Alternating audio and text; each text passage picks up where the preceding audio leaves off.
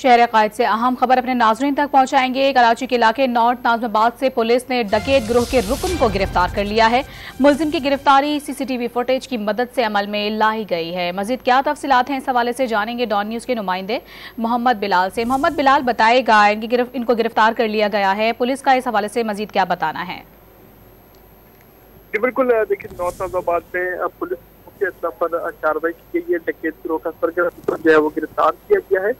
मुल्जिम गुलजमान उर्फ बहादुर अपने साथियों के साथ मिलकर मुख्तलिफ होटलों पर बैठे लोगों से मोबाइल फोन और कैश छीनते थे। मुल्जिम को सीसीटीवी फुटेज और तकनीकी बुनियादों पर गिरफ्तार किया गया। पुलिस स्टाफ की जानिब से बताया गया कि मुल्जिम तकरीबन 1 दर्जन से ज्यादा वारदातें कर चुका है। मुल्जिम का एक साथी आसिफ उर्फ कबा रजिया के इलाके में वारदात करते हुए पकड़ा गया था, जबकि board office, 5 star, Najmabad, Chawla market और हैदरी पर होटलों में वारदात कर चुके हैं। अप्रैल में मुल्जिम ने आसिफ और जिशान के साथ मिलकर नॉर्थ नाजमाबाद में वाकई एक होटल से 6 मोबाइल फोन छीने थे, जिसकी फुटेज भी सोशल मीडिया पर वायरल हुई थी। मुल्जिम ने बताया कि हफ्ते में 40 से 45 मोबाइल फोन छीनते जमा करके हुसैन अली नामी शख्स के जरिए अफगानिस्तान भेजते हैं। पुलिस हुकाम ने ये कहा है कि मुल्जिमान की तलाश जो है वो शुरू कर दी गई, जबकि ये एक मुल्जिम है, इसकी खिलाफ मुकदमा दर्ज करके तहकीकात शुरू की गई है।